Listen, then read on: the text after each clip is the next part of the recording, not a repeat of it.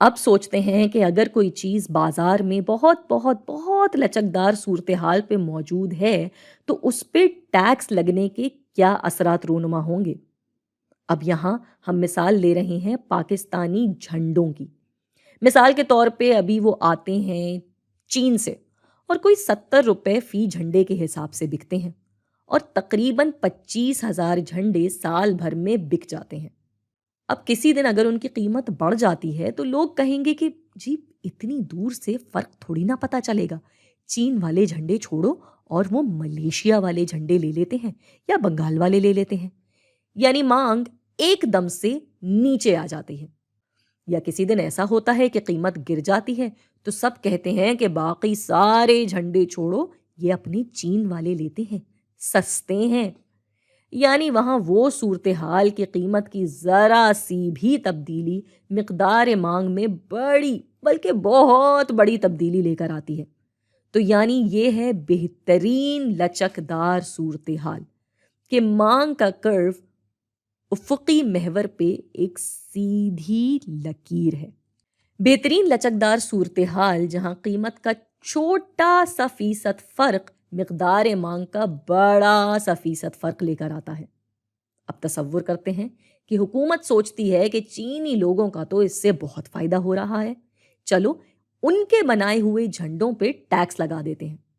ایک دفعہ پھر ہم سمجھنے کے لیے ایک خاص قیمت کا ٹیکس لگائیں گے، فیصد کا نہیں، تاکہ پہلے اس تصور کو ٹھیک طرح سے سمجھا جا سکے۔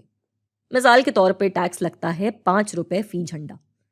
اب یہاں ہم دیکھ سکتے ہیں کہ ایک جھنڈا بنانے کے لیے بھی اس پیداواری کو کم از کم کوئی 50-52 روپے تو چاہیے ہی چاہیے۔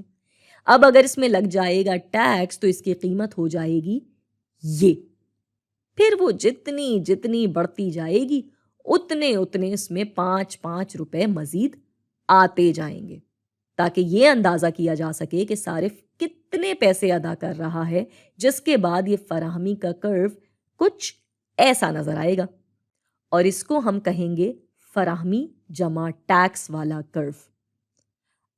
اب یہاں ہو کیا رہا ہے؟ یہاں قیمت توازن تو پھر بھی لگ بھگ وہی ہے، مگر مقدار توازن اچھی خاصی گھٹ چکی ہے، اور اب یہ ادھر آ چکی ہے، یعنی 18,000 جھنڈے فی سال پہ۔ اب سوچتے ہیں کہ اس کا بوجھ اٹھایا کس نے؟ یہ دیکھنے کے لیے ہمیں سب سے پہلے ٹیکس سے ملنے والے فائدے کا حساب لگانا ہوگا، جس کو ہم 5 روپے فی جھنڈے کے ٹیکس کو ضرب دے کر نکالیں گے، جو کہ بنا یہ والا حصہ۔ یہ ہے حکومت کو ٹیکس سے ملنے والا فائدہ۔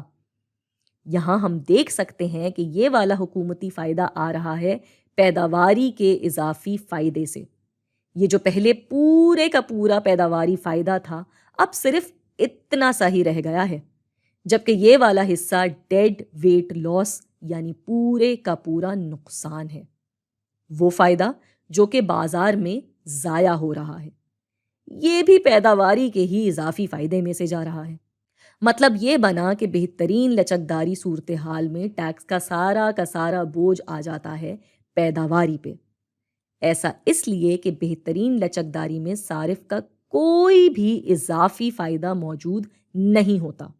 گراف میں بھی مانگ کا کرو ایک سیدھی لکیر ہے، تو قیمت اور مانگ کے کرو کے بیچ کا کوئی حصہ ہے ہی نہیں جو صارف کا اضافی فائدہ ہو، اور ایسا اس لیے کیونکہ وہ صرف اتنی ہی قیمت ادا کر رہے ہوتے ہیں جتنے کا ان کو فائدہ اصل میں ہو رہا ہو، کیونکہ اس طرح کی بازاری صورتحال میں جیسے ہی ان کو لگے گا کہ قیمت میں کچھ اونچ نیچ ہے، وہ فوراً دوسرے پیداواری کی طرف چلے جائیں گے۔